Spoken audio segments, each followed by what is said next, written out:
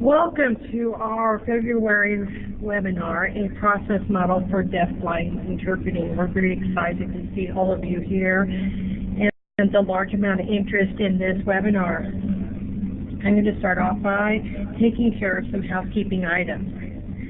Captioning and interpreters are provided. The streaming window opens automatically. There is a tab for the audio and video on the far right. Click on the bottom corner and a menu will drop down. Click Detach Panel. Then you can resize the video box. If you would like to enlarge the interpreter box, you can do this too by clicking on the side of the box and moving it, then clicking on the corner of the box and dragging it larger and dragging it to a larger size. Windows can be closed or sized to create your personal viewing environment. If you would like to enlarge the chat box text, click on the side of the box that is on the lower left of the screen and drag it to another part of the screen. Then click on the corners of the box to drag it out and make it bigger. To enlarge the text on the upper right-hand side of the chat box, there are two icons. Click on the second one from the far right and a drop-down menu will appear. Click on Enlarge Text as many times as you need to. To open the captioning, click on the captioning icon, which is next to the icon with the microphone and the flower on the toolbar. You can also move the closed captioning box to another part of the screen and enlarge both the box and the text. If you would like a plain text version of the PowerPoint, go to the main website. Jesse, would you please type the address in the chat box? And you would click on the link that Jesse types into the chat box, and this will take you to the resource links, and on the bottom click on the second link that says accessible slide content. There will be two videos shown tonight. If you would like a text description of these videos, go to the same resources link section and click on the third link, which is alternative text for videos for slides 9 and 14. All of these directions were sent in the email with your webinar link, so if you missed any of the information, please refer back to the email that I sent you earlier this evening. Questions for the presenter tonight will be done by the participants typing in the chat function. I will collect all of the questions that you present, and then I will give them to the presenter at the end of the presentation during the question and answer time. There will be, you cannot speak, the participants do not have that ability, so you will have to use the chat box. If you have any technical issues, please use the chat function and a member of the clearinghouse staff will aid you.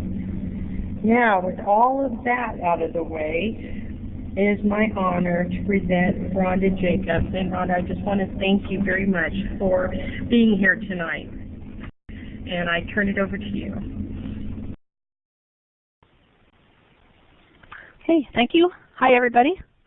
I'm Rhonda, and I'm beaming out to you from Maryland 2 hours later here. Just let me advance the slide. Okay, here we are in the introductions part. So that's me, and I'm here representing the National Task Force on Deafblind Interpreting, NTFDBI. I've been in the field of interpreting for about 25 years now and involved with deafblind interpreting and knowing and working with and hanging out with deafblind people since I was a student in my interpreting program. And so we know who you are and who's out there, and so we can get to know each other just a little bit and also practice typing in the chat box. If you can type into the chat box where you are, where you're located, and what you do in the field, if you're an interpreter or educator or anything else. Okay, go.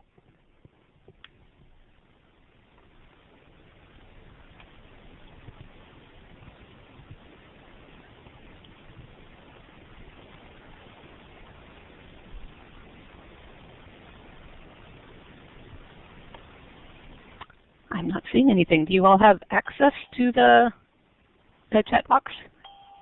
Just want to make sure that's open for everyone.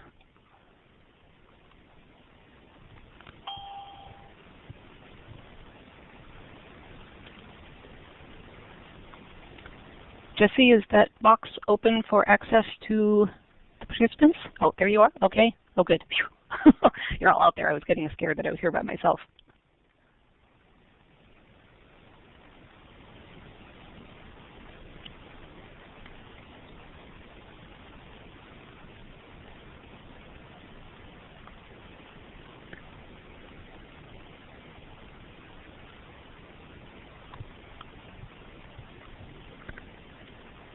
Okay, from all over the place, lots of working interpreters, students, interpreter educator, VRS freelance, educational interpreters, assistant faculty, community interpreters, mentors. Okay, good. So, well, welcome. Nice to have you all here. And now you know where the chat box is and how to use it, because we're going to be using it a lot, because I like this to be an interactive sort of thing, so I won't be talking at you too much. So hopefully we can go back and forth a lot. So keep your fingers on the keypad so we can do this a lot. Okay, let's get started here. Okay, process models. So this presentation is about process models. And to start out, I would like to know how many of you are familiar with process models and which ones. If you can type that into the box, there's a number of them out there. But just want to get a sense of if this is something that you're all very familiar with, or if it's new to you, or what.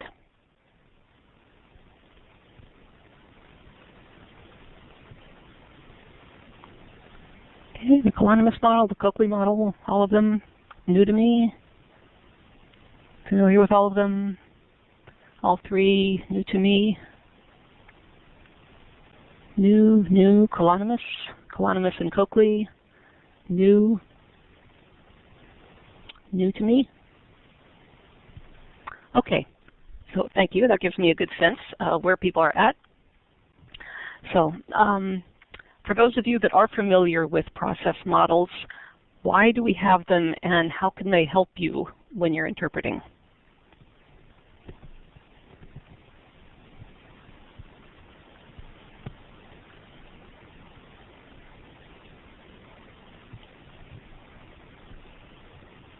Harder question. I'll give you a minute here. Oh, I'm sorry. The question was, for those of you that are familiar with process models, why do we have them and how can they help you? Does that make sense? To analyze our work, see where breakdowns occur. Okay. Models are the most help for those who develop them. All right. Processing.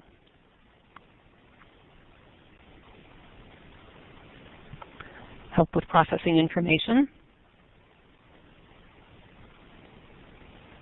You understand the process we go through to make equivalent messages, meaning every person from source language to target language and the details, etc. Models also for how to remember and plan. Amen, Rebecca, to have a framework and structure to work from. Oh, hi, Paul. Nice to see you here.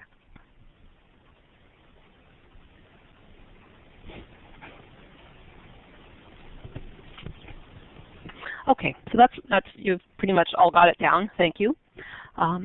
Yes, and how to process between L1 and L2. So just briefly to summarize all that, a process model breaks down the process of interpreting into parts that can be analyzed individually. And so when we're on the job and we're wanting to craft something a particular way, or struggling with something, or after we've come off an assignment and we're looking back and we're thinking, or yes, that worked. You know, all of those reactions we have to our work. Remember, it's not only about when breakdowns happen what didn't work, but also what worked too, and also just looking at the dynamics of what's going on in our heads. So a lot of this is black box stuff, taking for an image here, to take the top of your skull off and look inside and see what's going on. They are also helpful when dialoguing about the work with a colleague, and as someone mentioned, to give a framework to talk from. So it's not just that X happened when we were on an assignment, but where is X in a larger context? What's influencing it, and how might I want to work with that particular element? So equally, when we're analyzing a video of our work, it can help us to isolate the specific parts we're looking at and informing how we understand them and how we might want to adjust or set up a learning path for ourselves. So the three models that we are drawing from here are those of Celskovitz, Colonimus, and Coakley. So as you mentioned, a number of you are familiar with those. And advance the slide. So in the Celskovitz model, she breaks down the process basically into three basic parts. So first you take something in, then you immediately get rid of the words, and then you generate the idea in the target language. So sounds simple enough. However, she has an entire book behind it, so it's a little bit more complex than that. The next slide, the Colonimus model, contextualizes this a bit more. So the speaker and what they say is in a context. That's the first box here. And there are a variety of factors that go into analyzing all of this. So coming up with the message and then analyzing what will go into the interpretation, including who the audience is, their context, etc. And then actually producing the interpretation. And while all of this is going on, our internal monitor is watching all of this and making corrections and adjustments. And we are taking in feedback also from any variety of sources, like the person who's receiving the interpretation and our team interpreter, and etc. And as all the little arrows represent, you see going back and forth here, all of this is feeding back on itself, informing the different parts simultaneously. So putting it into anything you have in 2 dimensions where you've got, box next to box next to box, it's by nature a little bit artificial, but it gives us a way to look at it. And here is another schematic of her model of what we actually do. So first we concentrate, the C part, and then we represent, and then we plan. So that's a really quick rundown of the Colonimus model. The Coakley model, on the next slide, is a sociolinguistic model that breaks the parts down this way. So first we take something in, and then we do some preliminary processing. We hold it in short-term memory. Then we realize the meaning. We determine how that meaning will be understood by the other person, and then come up with a way to say it. And then in the last box, we actually say it.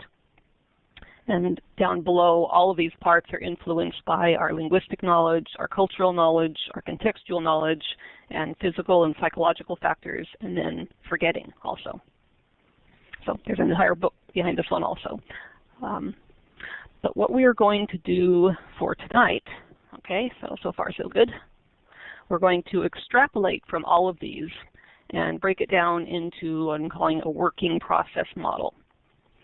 And the form that it's in here was done by Ron Coffey, a colleague of mine who's passed away while he was a graduate student at Western Maryland College.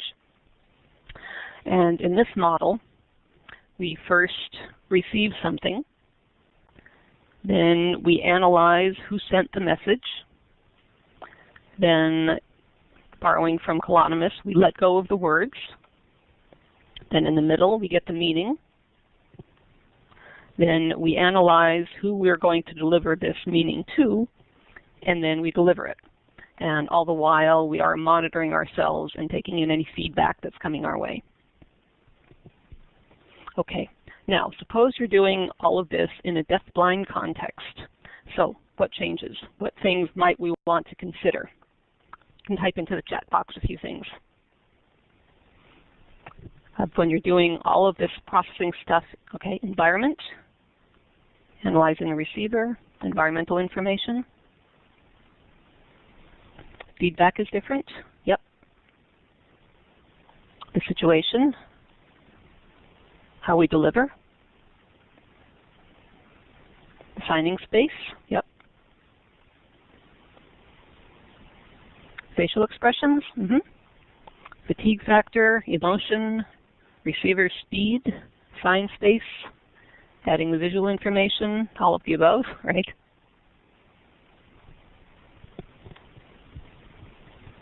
Reception skills, and juggling all of that. Yes, juggling.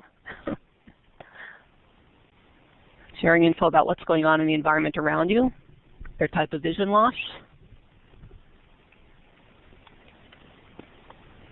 Good. Okay, so we're going to, placement, right, thanks. So we're going to look at all these different things one at a time. They're all right.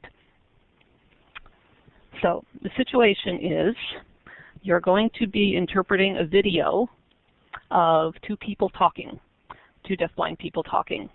And so that's your input, two deafblind people having a conversation on a video. And you're interpreting this to a deafblind person who is at work in his office. So first let's look at the video. This is your source material here. Now if you click, I think you all have to click on this. I'm not sure if I have these icons or if everybody has these icons. Up on the upper left-hand portion of where the slide is, you should have 3 boxes. If you click on the third one, or maybe I just click on that. If you don't have those boxes, then I'll just click on that.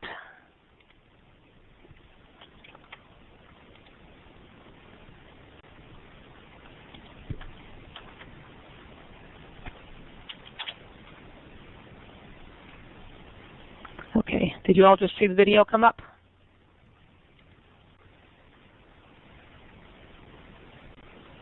Okay, good.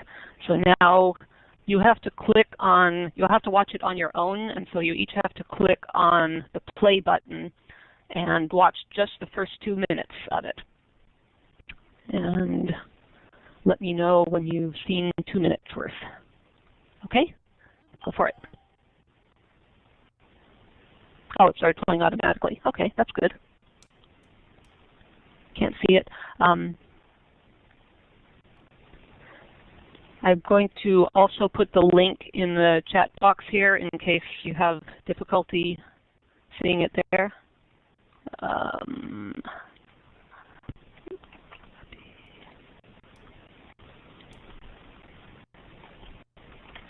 Okay. There's the link again in case you need it separately.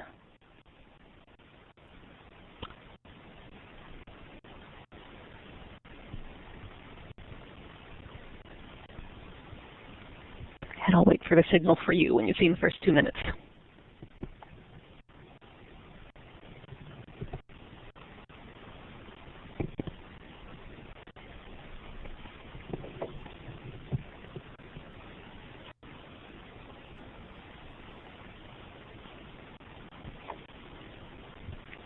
And again, if anyone is using a screen reader, there's a description in plain text version on the main web page that Jesse typed in earlier.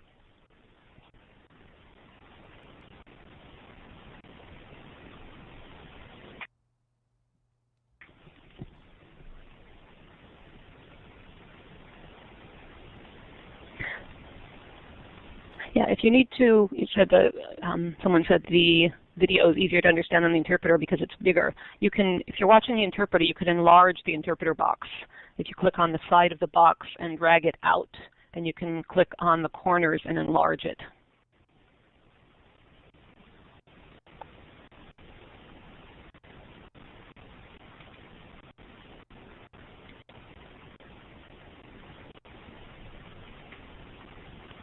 If it's stuck, it might be buffering, so you might have to wait a minute for it to start again.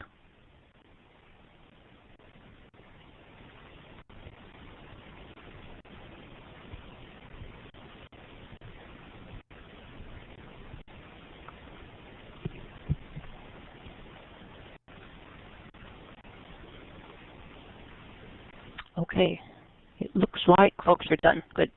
Okay, so now if we went back to the initial box, the receive box on the previous slide, what did you take in? What was received? And type in whatever you noticed.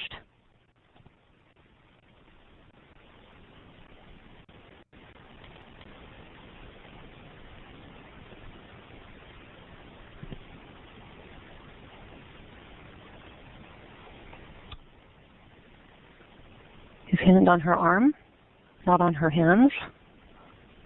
Okay. Tactile signing. Yes, never seen that before. Okay. He was tracking, right? That's called tracking rather than tactile signing. He was only using one hand.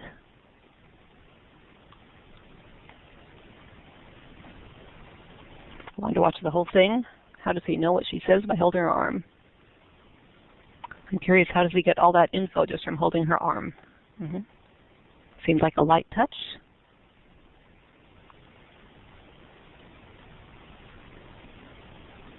Are they both deafblind? Yes, they are both deafblind.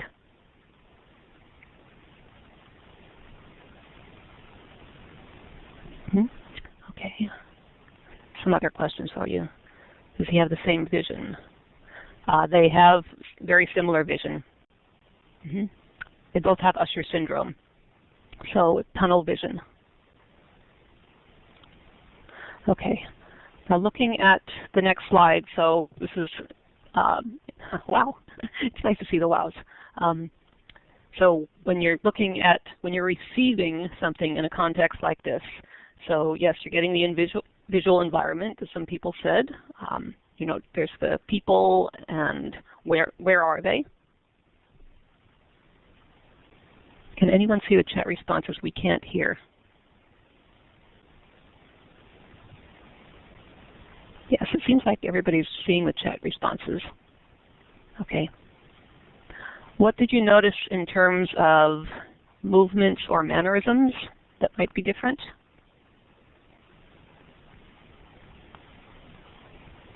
Anything about identification of who is there? Directionality, who's speaking to whom? Any information that you saw about taps, right? Facial information that might show affect or mood or subtleties. And also just the speaker input. What was she actually saying? Or what did you notice about her signing? The movement's going by very quickly here. Slower pace, okay. It's much bigger. Taps for turn taking, a bit of protactile. Classifiers. Anything about her language that you noticed that might have been different? ASL and international sign, right? She was using some international sign. It was slower. You watch again. If you come to the online learning community that follows this, you'll get to watch it again. Or you can watch it on your own anyway. A subtle shift from her when talking to him as opposed to the audience. Okay. So those are some of the things that you receive. And like all of these things that you noticed, yes, all of these happened. In addition to that, there's what they actually said. So the next little box in our model is analyzing the sender. So of all of this that you just took in, what are the most important aspects of what was just received? Of all of these things you just mentioned, plus what she actually said. Of the way they seem comfortable with each other, okay? If you, this closed captioning has stopped working. Jesse, FYI on that.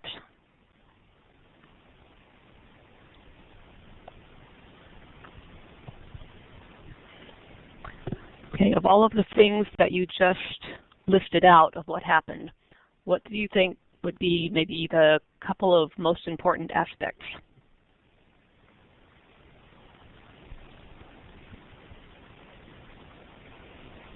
When she was talking to us as an audience and when she was addressing Roger, the sign mode,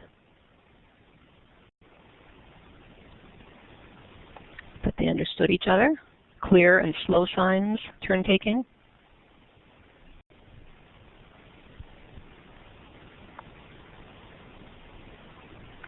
Okay, so when we're going through this process and we're having to decide what we want to relay to the person on the receiving end, this is one of the first things we want to look at. We just took in all of this stuff, so analyzing of all of these things that just happened, how do we pick and choose what we want to actually convey? Okay, the next box, the release form part, it's a little bit hard to say what to do other than, for right now, just take a moment and maybe close your eyes. That'll force you to not watch anything, and just let the message wash over you. Just let the movie replay in your mind for just a minute.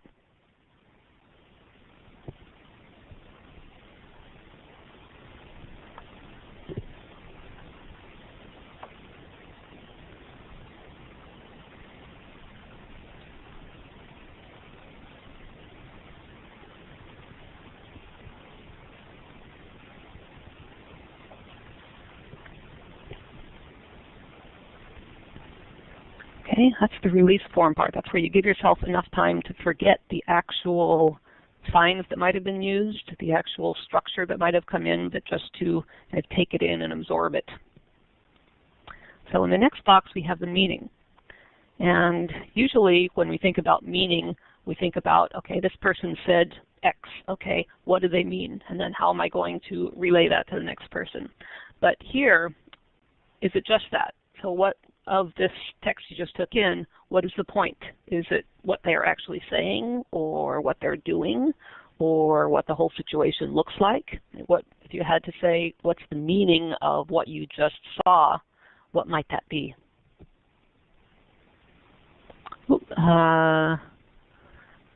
Please bring down the camera or raise the interpreter. The interpreter is a little bit low on the screen.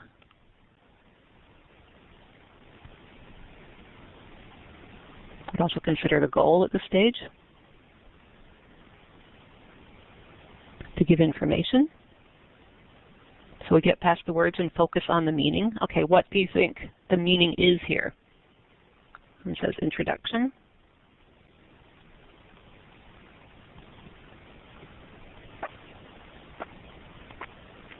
Body language.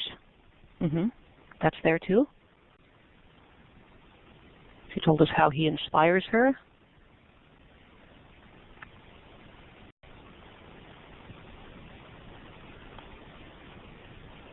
That there's a wonderful camp experience this week, and they hate to leave to share the story of his experience. Okay, all of these things come into play, and they're all part of it. And remember that everything is contextually based also, and you're interpreting this video for a deafblind person who's sitting in an office somewhere far away.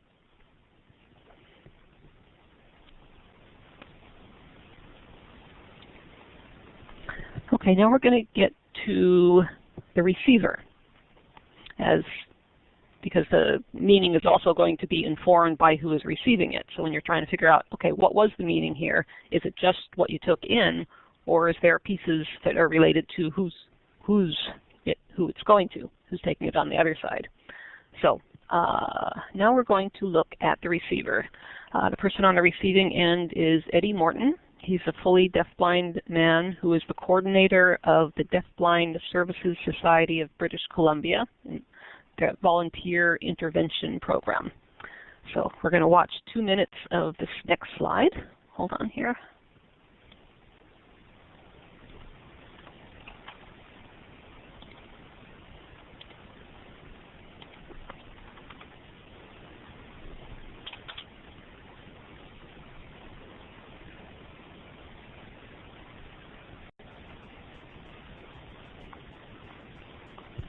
Okay, so this is Eddie Morton, and you can push play and again watch the first 2 minutes and let me know when you're done.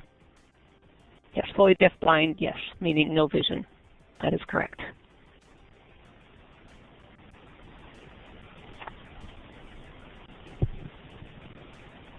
And I will copy the link also into the chat box in case you need that.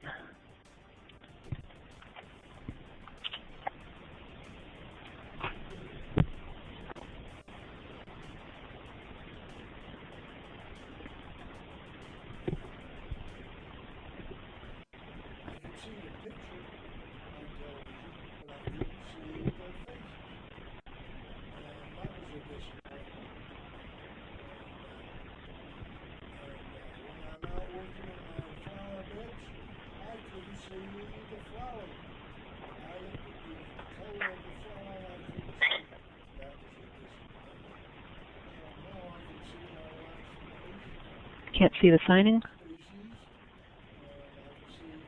Oh, can't see the signing of the interpreter.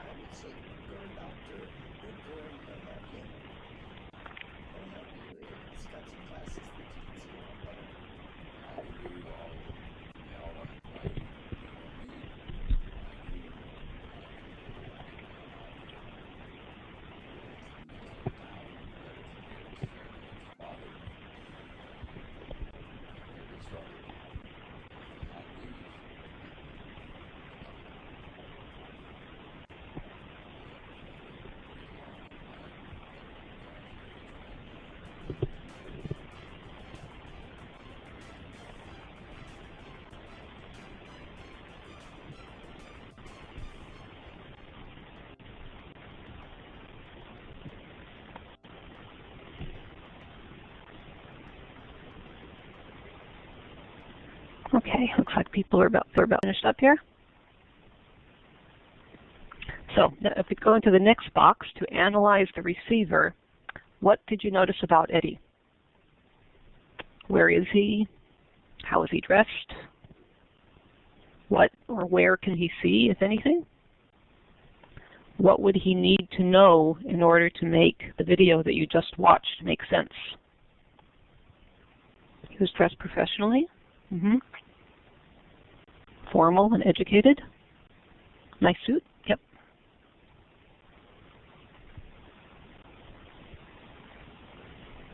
He needs to know that there's a man asking him questions. He needs to know where the hearing person was. Okay, just as a reminder, the situation that we're making up here. So pretend you're in Eddie's office, which is right near this street that you just saw, and you are interpreting the video, the feedback video that you just watched to Eddie. So what would Eddie need to know to make sense of the feedback video? The purpose of the conversation or the questions, that it's an outdoor noisy environment, lots of environmental noise. Again, we're not talking about we're wanting to present the video, the first video, to Eddie, assuming he's in his office and not out on the street.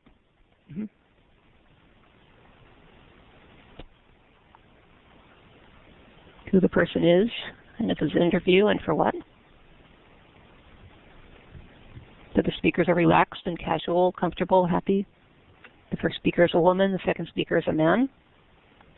Who in the successive camp? I'm confused. We're interpreting the Roger video to Eddie. Yes, correct. The Roger and Coco video you're interpreting to Eddie in his office.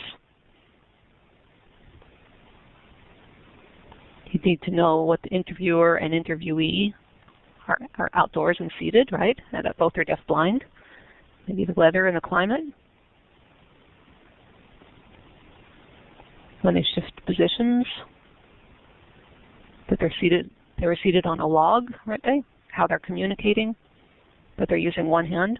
Okay, anything about just where they are. The people in the first video are at CBEC, which is a camp in Seattle, and Eddie is in Vancouver, British Columbia. So just think geographically, might Eddie know where CBEC is? Might he have been there?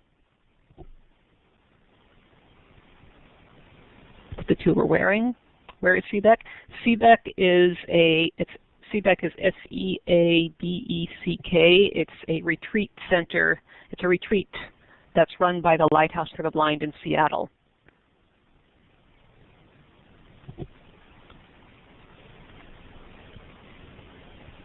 Yeah, so it's south of him, so he might have been there.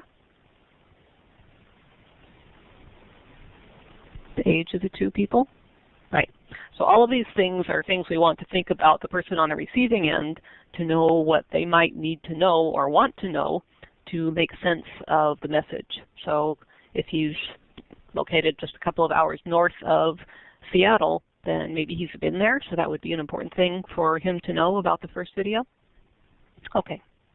And anything else we might know about him, his language, his personal things that you might know, any interests that he's have, all this can inform the meaning that you take from the source.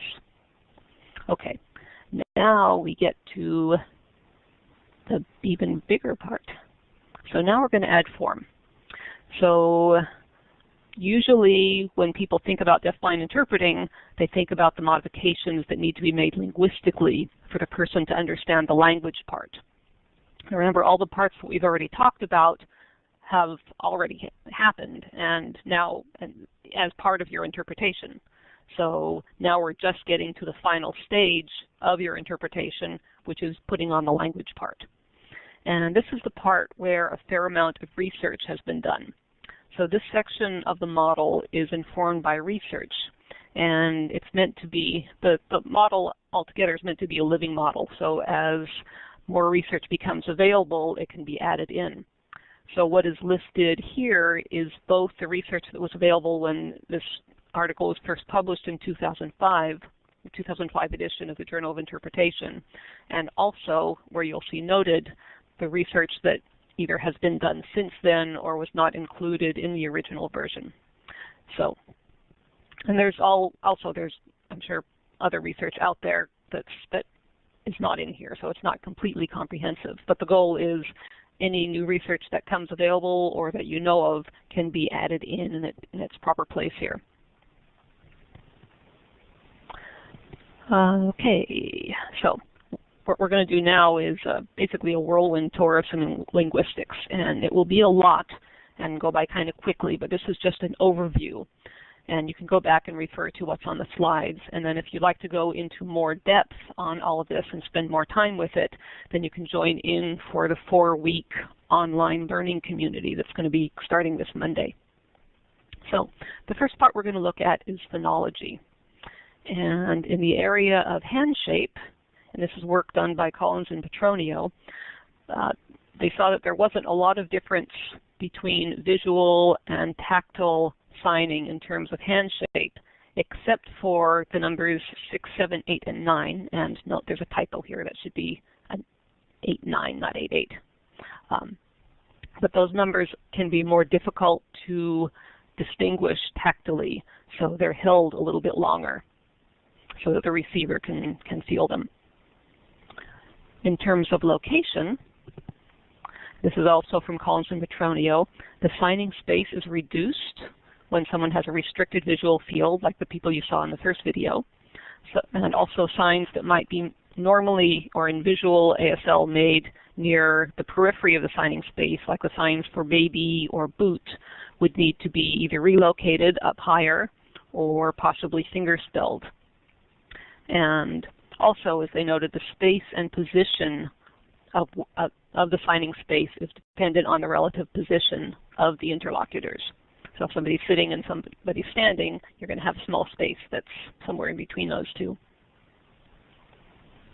And also in tactile ASL, the signing space is smaller, and the body part moves often towards the point of contact for contact signs, such as the sign for eat. The body would move forward a little bit as well as the sign coming up to the mouth. And also, what Collins noted in '93, and Frankel has noted as well, that signs can often be moved away from the point of contact of the body. For example, in the sign not. If you're doing tactile, the sign not might be moved farther down and out, so it's not actually touching the chin. when you have somebody's hand on your hand.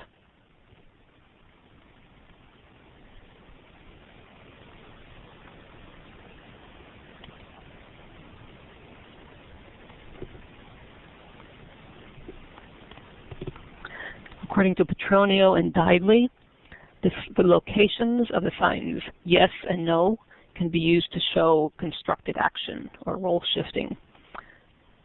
And the Petronio and Dively work has been done since the journal was published. But what they noticed just in watching a lot of people communicate using tactile ASL, they noticed that there was a lot more use of the terms yes and no. So they took a bit closer look at this to see when and why, and was it really the case that people were using yes and no more. And they found 12 different ways that people were using yes and no, and different variations that were used during tactile ASL. In terms of orientation, according to Collins and Petronio, there are shifts that are due to phonological constraints of the preceding and following signs, also to tactile constraints, and shifts due to both phonological and tactile constraints. And an example of this would be the sign walk, if you're using an inverted V hand shape to walk forward. So you can all try this now. Put your own hand on your signing hand. So your receiving hand is on your signing hand, just so you can get a feel for it. And make the sign walk forward, and then turn, if you're right-handed, turn to the left. So if somebody's hand is on your hand, put your hand on your hand and walk forward, and then turn left, what happens? Does your whole arm have to shift like that, like you're seeing the interpreter doing right now? A way to make that so the receiver's hand can stay in contact is, instead of shifting your arm to walk left, you would twist your hand to the right, so you're signing sideways. And I'll let the interpreter demonstrate that. So if your hand were to twist right, so your palm orientation becomes left, then the person is able to maintain contact with your hand without both of you having to twist your whole arm around to pivot the wrist. Right, pivot the wrist to the right. Okay.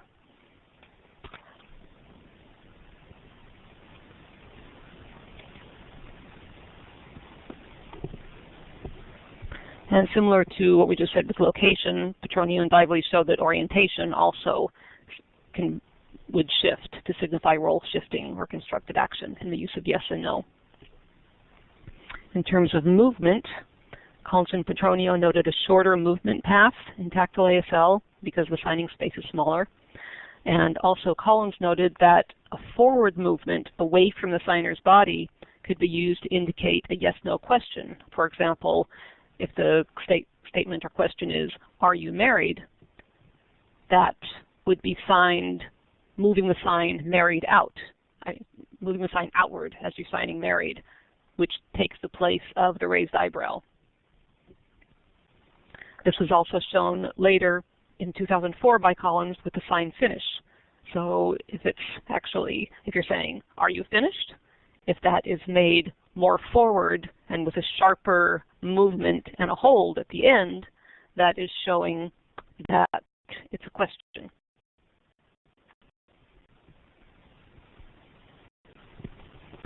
Collins also noted that there's a longer and slower movement path for some of the signs, for example, later or sometimes.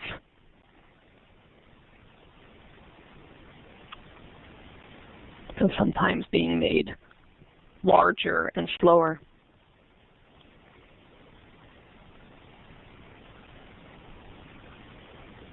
Petronio in 1988 noticed that there are modifications made for two-handed signs, such signs like candle or freshman or listing on fingers need to be modified in some way or another, because if somebody is receiving one-handed tactily, they're otherwise not going to notice when you're signing say, listing on fingers, it comes off as 1, 1, 1, 1, 1, 1, 1. So something has to be done, 1, 2, 3, or some other way of indicating that a listing is being done. There's also variations in yes and no, which are shown by Petronio and Dively, that show affect, including the size of the movement arc when you're signing yes, or the speed of articulation, muscle tension, and also a greater number of repetitions in the signs yes and no.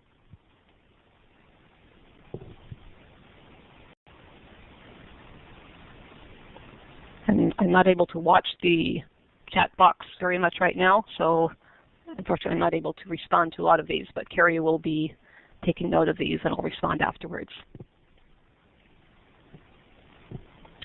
In 2004, Collins showed that there's more variation in prolonged holds and tenseness, such as signs like still or strong or none, that would be done with more tenseness in the hand movement and held for a longer time. And also an extended location. For example, the sign interesting can be done farther out from the body. And also redundancy, such as if you want to say something happened 2 years ago, 2. So when you say 2 years ago, the person might not catch that there are the 2 that's going back. So the 2 might be added on the end. So 2 years ago, 2.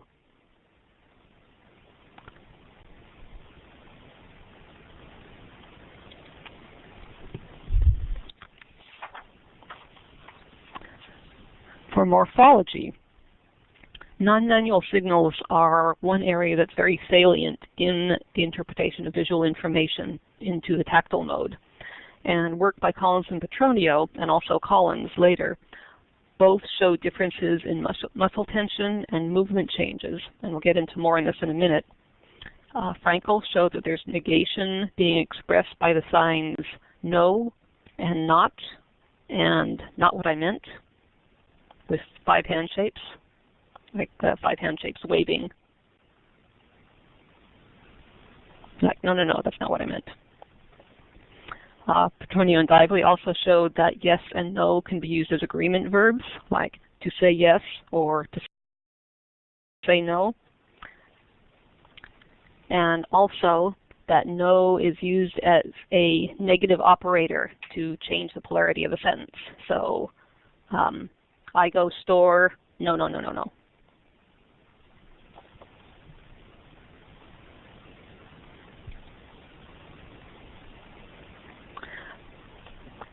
Collins' research that came out in 2004 isolated 6 fundamental features of adverbial morphemes that are intrinsic to tactile ASL.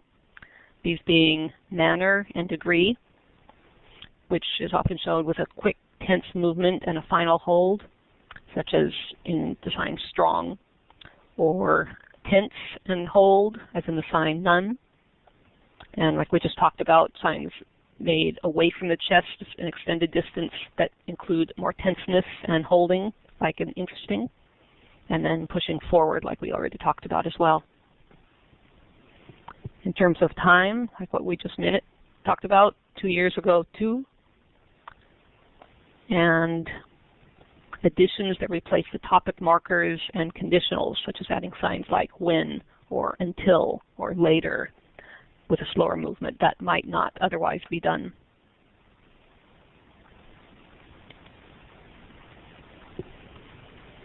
Duration. There's more tenseness and holding, and these can replace conditionals. For example, using the sign still, or in the sign up till now, that might be a larger and more pronounced arc.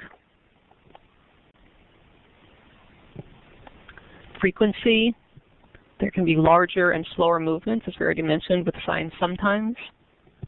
And additional repetitions to show frequency or regularity. For example, if you normally want to say, oh, this happens every 2 weeks, you might do the sign every 2 weeks twice.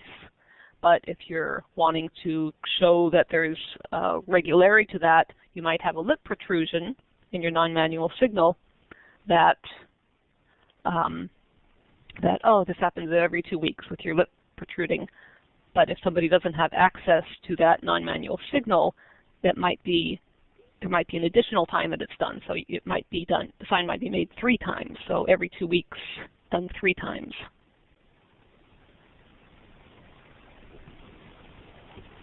And also, his work showed an additional feature of purpose, that there can be an additional word put in, such as the word for, that might replace eyebrow races or possessives. And place, position, and direction that could be faster and tenser at the end of the sentence. That replaces WH questions, for example, the sign where, or a sign from that might replace eye gaze.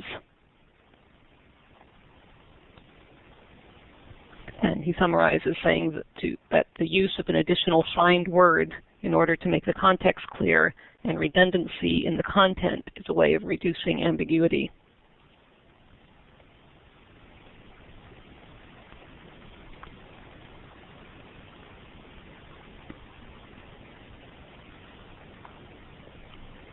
So here's a summary of the features found in tactile ASL adverbials. And so we've already just talked about, but I'll just run through it again. There's prolonged holds, a specific or extra sign, tenseness of the hand, extended location, longer and slower movements, and redundancy.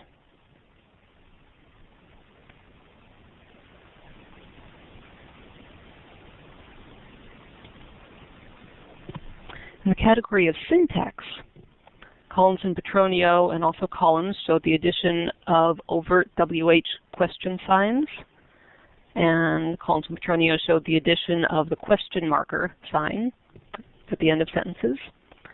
Stefan noted an increase in subject, verb, object, word order. And both Stefan and Collins and Petronio showed an initial use sign to indicate a question to the receiver. So the sentence started out with you. So the person, because normally this might be done just by looking at a person. When you look at somebody, they know you're asking a question to them. But if the person doesn't see that you're looking at them, to sign you first to say, oh, by the way, you, I'm going to ask a question to you now. Quinto Pozos found something similar in constructed action of narration of stories, of narratives. And also, Petronio, Stefan, and Frankel all noted the head shake that gets transferred to the sign not. And both Stefan and Collins showed non-manual markers expressed as manual signs. Petronio and Dively showed yes and no being used more frequently in tactile ASL, and that frequency is inversely related to visibility. So the less someone sees, the more often they will make the signs yes and no.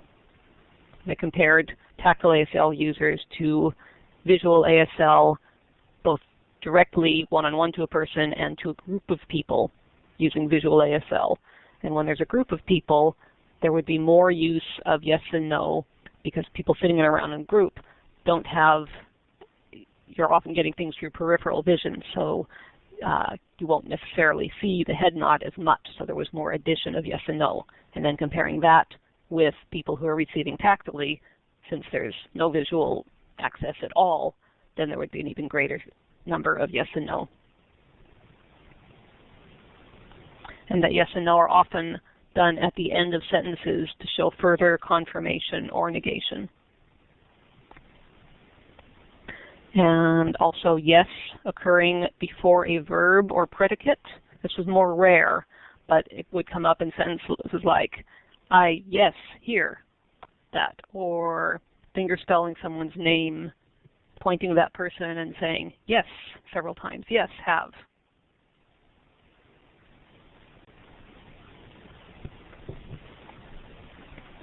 And as mentioned earlier, Quinto Pozos noted indexing used in narratives only when one character was questioning another character in a story. But when they were when someone would normally point to a third person, they used other methods for that.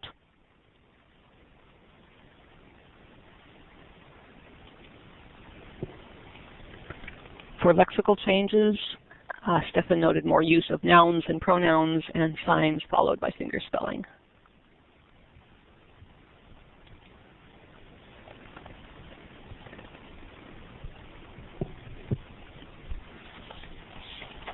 Okay, so those are all the considerations, or at least some of them, for modifications to signing.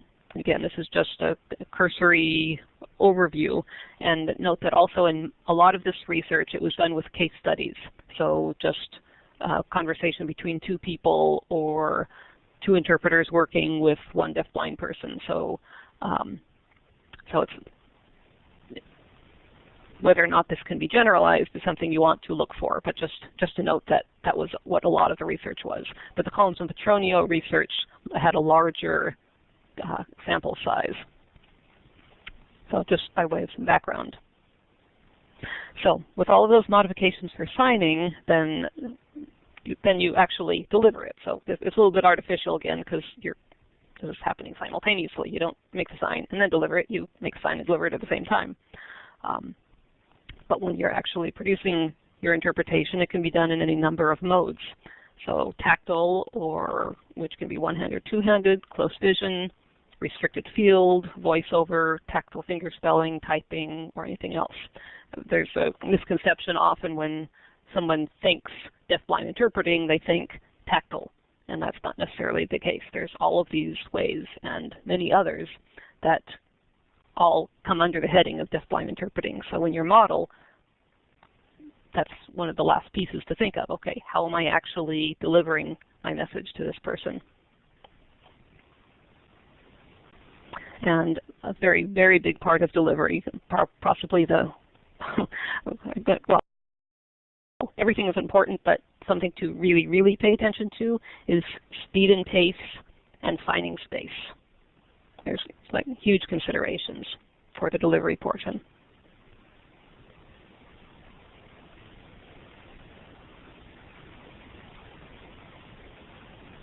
Yeah, distance would be restricted field, yes. Okay, so while all of this is going on, remember back in the first slides we had those arrows going in all the different directions. So all of this is happening inside our head and in the final stage coming out our hands. And while all this is going on, we are monitoring what we're doing. So we're watching this entire process at work to see where we might need to back up or redo something or where something might have broken down. So some questions to ask ourselves then might be, am I aware of all of the elements that I am processing? Like all these slides I've done so far, am I consciously aware of doing all of these things? And am I making conscious decisions? And did my process break down anywhere? And am I observing signs of comprehension or lack thereof from the person with whom I'm working?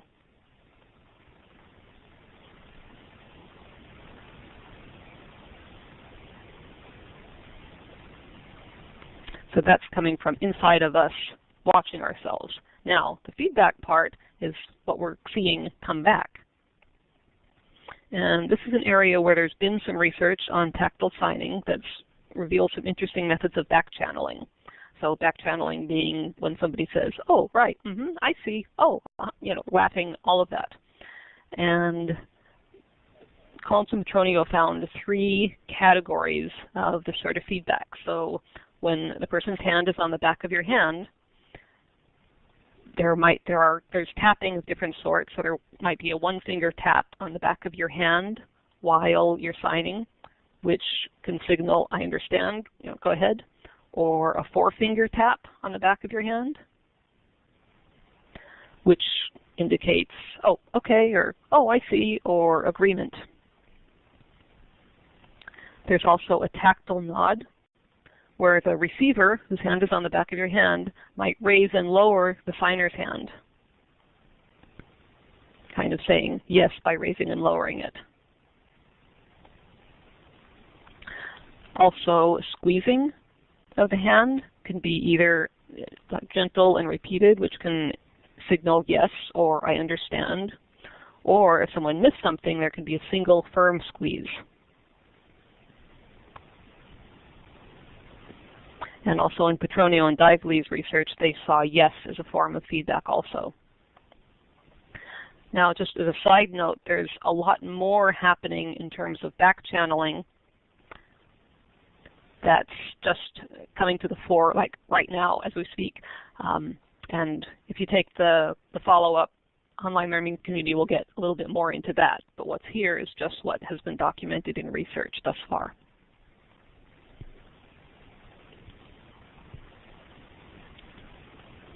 So here are the references. So if you want to look any of this up, it's all there.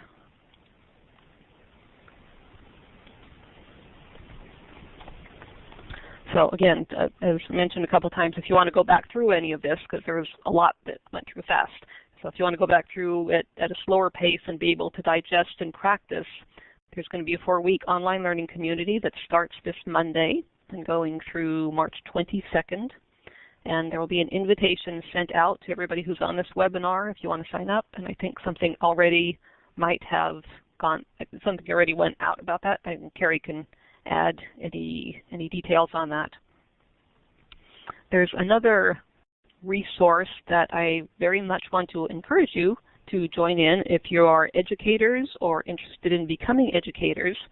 And that is, we have recently established a Google group for deafblind interpreting education through the NTF-DBI, the National Task Force on Deafblind Interpreting. And that is a discussion group for any topic having to do with deafblind interpreting. And we've posted some questions to get things going, but anyone can go in and add anything else that they like. And if you would like to join this group, please send me an email to info@deafblindinterpreting.org. I will add that in here.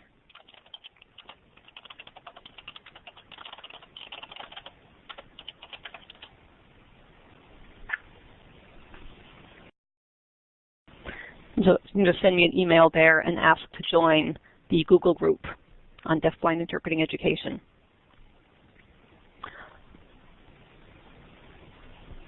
Is the Google group for educators or interpreters or anyone? I missed that. Yeah, that group is for educators or people aspiring educators or anybody that's interested in the general topic of deafblind interpreting education.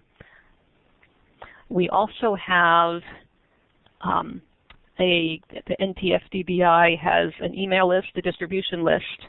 So if you want me to add you to that list, you can send a request to that same address, and I can add you on to the general list. We send out not very often when there's trainings and workshops and conferences and any other thing of interest for in terms of learning more about deafblind interpreting or anything related. So that's, again, just send an email to that list and I can add you into that list.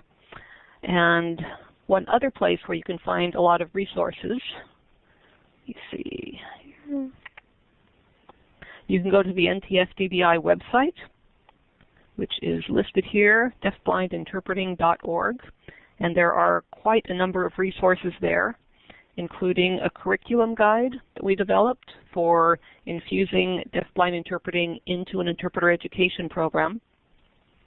There's also an annotated bibliography, which is available from this website, and it's available both online and as a download in regular print, large print, and plain text.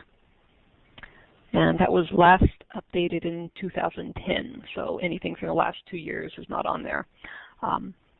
And that bibliography, it's huge. It has 17 different categories of information. So there's deafblind interpreting in general, there's research and theory, there's preparation, there's trilingual interpreting, there's interpreting in theatrical settings, there's communication methods, there's support service providers, there's additional info like biographies and autobiographies, just a huge amount of information. So definitely like anything you want pretty much is available there. And all of this is housed at DB Link, which is the information clearinghouse arm of NCDB, which is the National Consortium on Deafblindness. So a lot of material that's available is available for free through them. Not all of it, but if you want anything that's on this annotated bibliography, they may or may not have it to send to you, but you can always check with them and see if they can send it. We are also on Facebook, so you can like us there, and we send out more things than are sent out on the distribution list. So I think if you just go to NTFDBI, it should pop up on Facebook, or you can type out National Task Force on Deafblind Interpreting without the hyphen.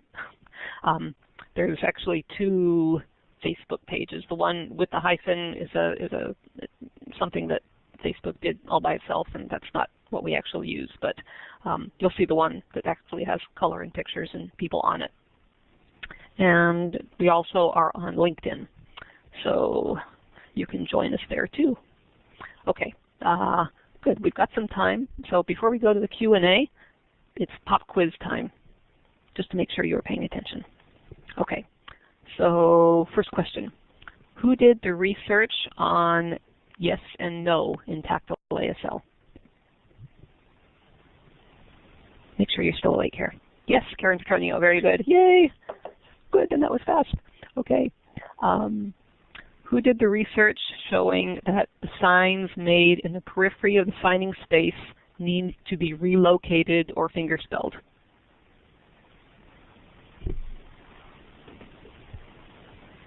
I remember last name, Petronio?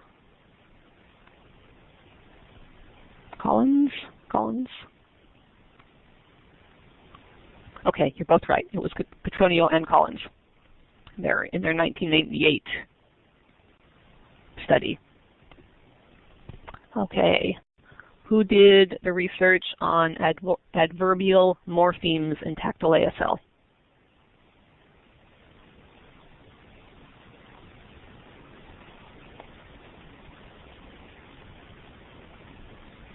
Collins. Right, correct. Okay. Now, what are some modifications that can be made to adverbs to aid in comprehension?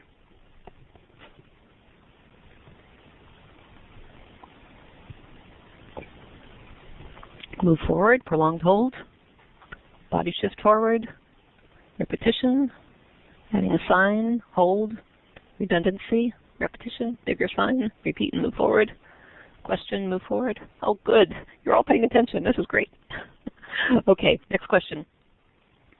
What numbers are difficult to understand in tactile ASL, and what could be done to make them more understandable? And also, who did that research? 6, 7, 8, 9. Oh boy, you all got that one fast. Hold longer. And who did the research? Collins. Collins? Yes, good. Okay, you all passed. Very good. I'll get your certificate. Yay! All right, thank you. And it's time for questions. And yes. Okay, there was some discussion about how to improve their skills with interpreting with deafblind, and some people said to watch videos. Some people said that they should spend time with the deafblind community, and some said it should be a combination. Would you please address that? Yes, all of the above.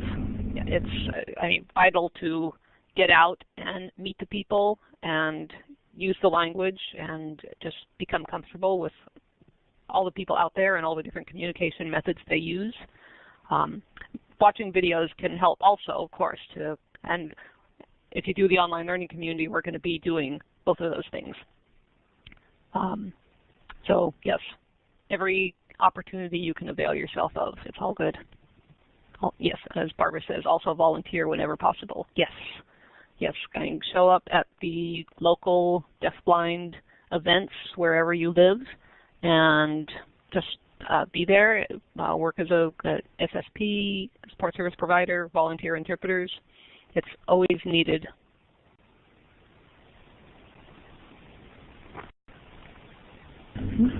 Okay. Kayla also asked, are there differences in the way you sign the deaf blind like there is with a deaf person? This is regarding the yes/no questions and the placement. Is there a difference between visual and tactile ASL? You're asking for yes and no? Is that the question? Kayla says yes. Okay, she's rephrasing here. Hold on a sec.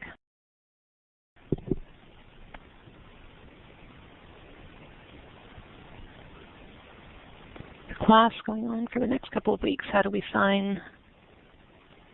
There's an echo.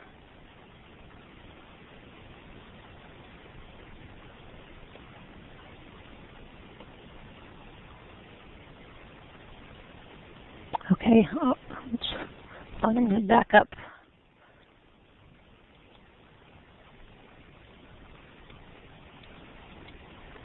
Who Kayla was going to rephrase. I'm going to look down for Kayla's rephrase first, and then I'll go back up to Paul's question.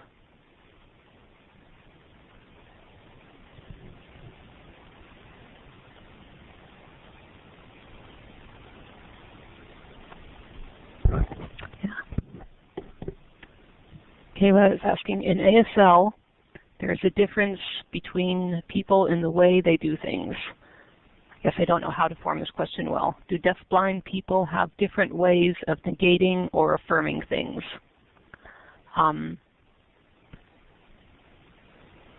Just going from, or is it universal? Just going from the Petronio and Dively research, of the 12 different uses of yes and no, 10 of them could also be used in visual ASL. 2 of them could not, but there was a greater use of them. So just like additional signing of yes to show affirmation, additional use of no to show negation. I don't know that I can speak to other differences. That's just going from that one particular research study. And Barbara says each has their own idiosyncratic way. Yes. So again, research is looking at your once a sample size of whatever that size was. So it's looking at that and taking that and then looking in your own community and watching for it. Like, does what you notice when you're out there match what the research showed, or is it different?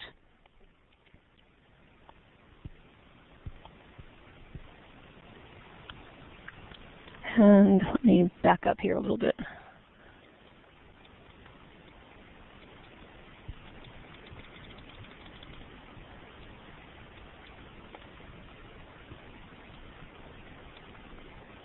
Okay, if you can hold on putting things in the chat box for a moment so I can read them, because every time a new message comes up, it flips down to the bottom. So just so I have a sec to go back up and read. Paul is asking, Rhonda, can you speak to the difference of interpreting versus copy signing? Wouldn't you say that DIs or CDIs typically copy sign from a signed message, sending to a deafblind person receiving? I'm not so sure hearing terps do this much or do it well because we're so used to working from voice to sign. That is what I see a lot. So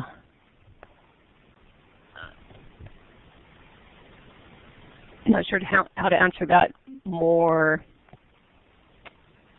expanding more, other than, yes, I notice it a lot, and I would like to see more processing happen often.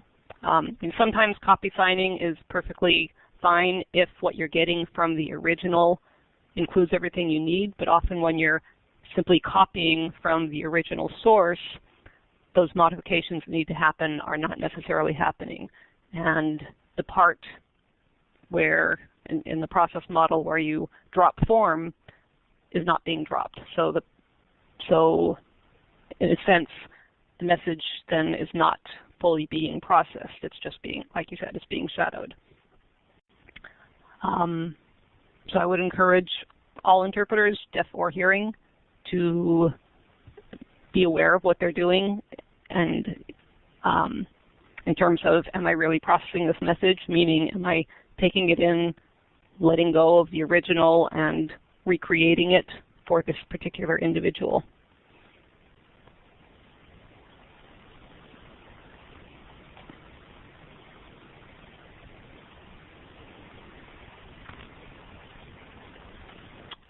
Looking back here.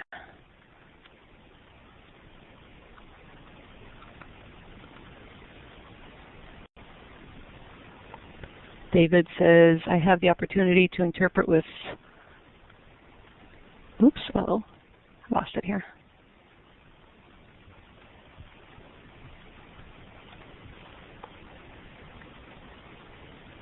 Interpret with a deaf-blind field for 30 years, client-specific, and am able to modify to match their processes. I'm also a lefty and had to switch to the right hand. Yeah, that's a good point in general, and that came up in some of the research also, that it's, no, not in the research, I'm sorry, there's something else that just came out, that just a good tip, if you're not already ambidextrous, if you can learn to sign with both hands, that can be very helpful. Especially with what's happening now with protactile, and we'll go into protactile stuff more on the online learning community. But if you're talking with two people on each side of you, it requires signing with both hands.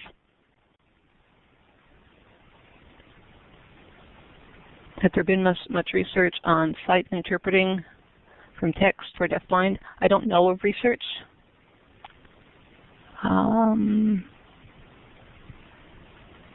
When it comes to finger spelling, what is the proper way? Did they put their hands on the front or back of yours? Happens all different ways. David says birdcage. Birdcage is one possibility where the person's hand is on the front of your hand. Sometimes it's on the side. When you're talking with somebody, they will adjust to you. So just kind of go with the flow, and a person will do what they need to do.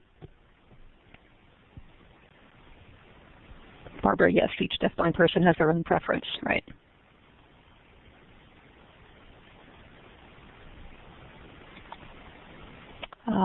Carrie, are there more questions that you have? Yes, I have a couple more. Okay.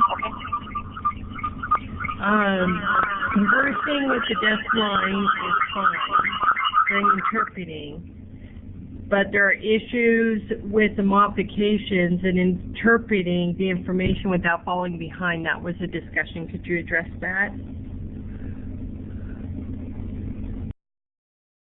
Oops, I'm sorry, there are issues with what? I missed a piece of that in the middle.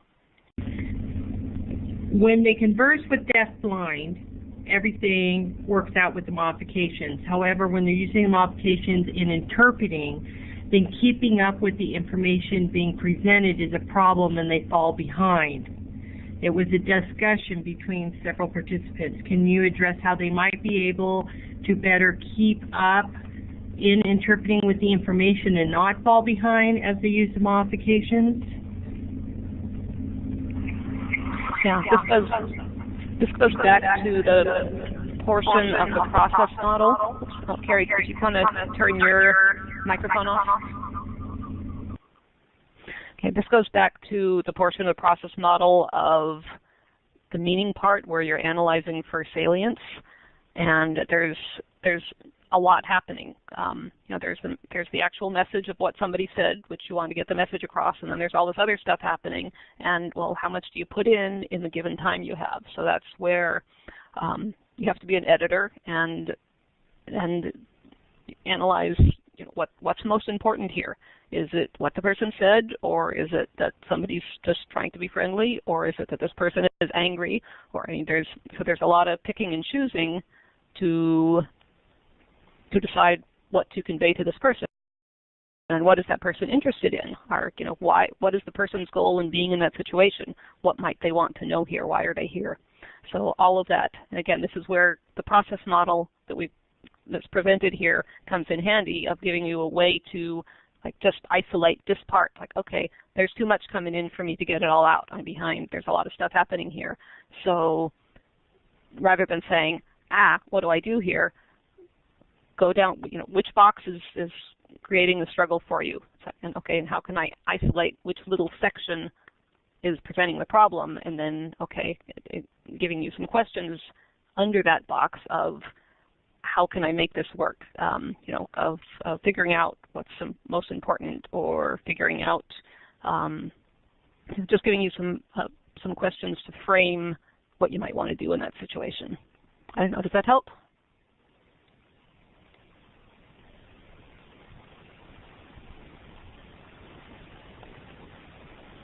More to consider in deaf-blind interpreting than regular interpreting, yes.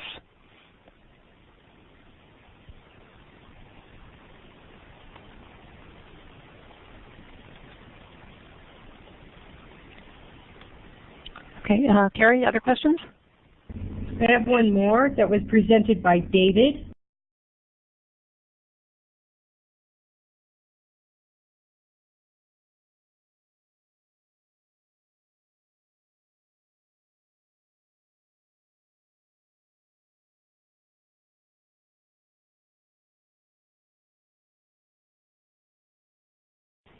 Oh, for some reason that did not come through on audio. I saw the interpreter interpreting it, so I know that she got it, but I didn't get it. And other people are saying that there was no audio. If you could repeat that, Carrie, please.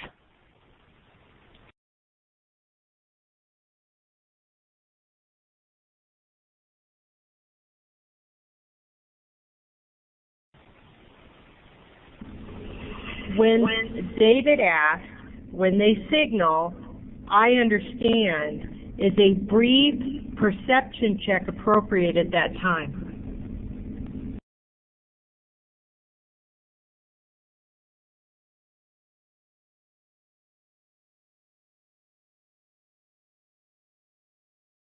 I'm just wanting to make sure I'm understanding correctly. So you're asking, when the person breathes and takes a pause, is that a good time to ask if they're following? Is that what you're asking?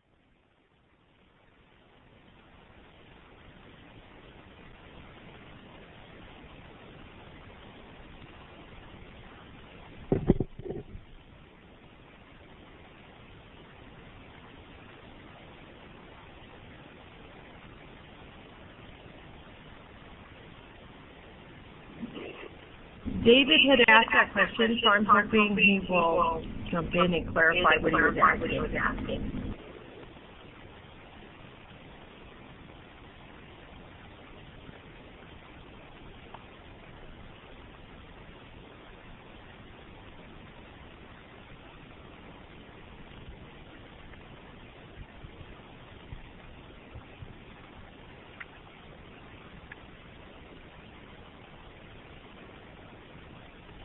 Yeah, David, I don't think participants have access to a mic, so you'll have to type it.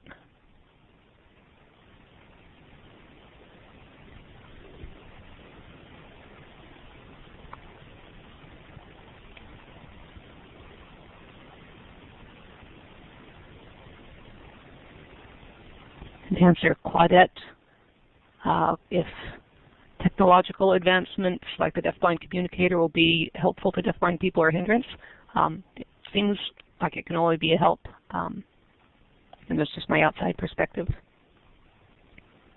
And David is clarifying here.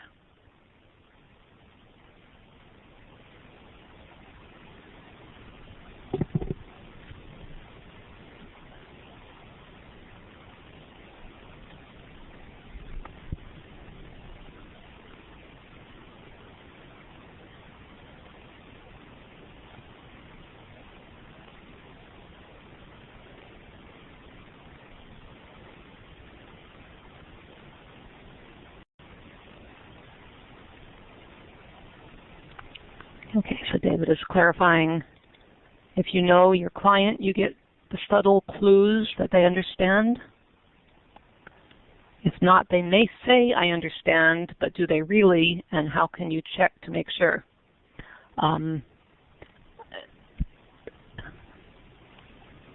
Those things are so very individual. I don't know that I can give a blanket answer for that, other than it depends on the relationship between yourself and the person, and the trust, and reading their signals, and having clear and open communication.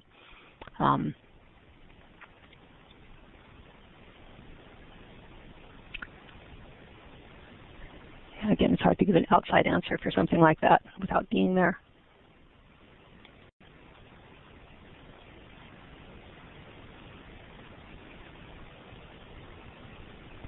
Barbara answers when they answer questions to the point, when they participate in the discussion. Okay, yes, the time is close to up. Kathy wants to watch the 2 video examples again. We'll be watching at least one of them on the follow-up discussion, and the links are in the PowerPoint, so you can watch those yourself from the PowerPoint. They're in the chat box, so you can click on them there to pull them up, or you can, if you look at the PowerPoint, that will be on there. Will this PowerPoint be on the Katie Center website? It's on the NCRPM website, and I can copy that for you here. Hold on.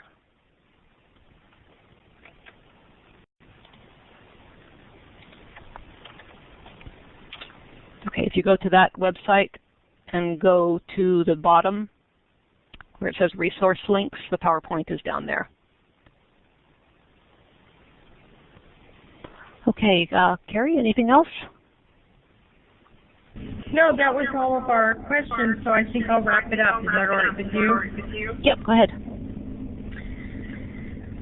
Okay, first of all, I want to thank Rhonda again for coming and providing us with a wealth of new knowledge and information. It was just fascinating. I'd also like to thank our marvelous interpreters, Kirk and Darlene, and our captionist, Carrie O'Brien, and of course, the Clearinghouse. We wouldn't be here today if it wasn't for Jessie and her team. For reminders, CEUs can be requested by completing the CEU request form that will appear after the satisfaction survey is completed. The survey will open up once you close out of the webinar software. Submit the survey and you will see a screen where you can click on a form to request CEUs. The form must be filled out to receive CEUs. If the survey does not automatically open once you close out, go to the web page for the webinar that was provided in the email sent to you today with the link to access the webinar tonight. The link to the survey is at the bottom of the page. A group sign-in sheet was attached to the email that was sent to you. If you watched in a group of individuals, please have everyone sign in and then submit the form. CEUs will be awarded via the sign-in sheet or the survey. Please encourage everyone to complete the survey. And as Rhonda has mentioned several times, the listserv will begin on Monday, and it provides an opportunity to explore this topic more in depth. There's information on the email that was sent to you today, but please also look out for the email that will be sent out tomorrow. And that's about all I have. Thank you so much for coming, and we hope that you will come to our next webinar, which will also be on Deafblind, but I don't have the details yet, so please keep an eye on your email box, as I will be sending details for that soon. Thank you very much. Okay. Thank you, everybody.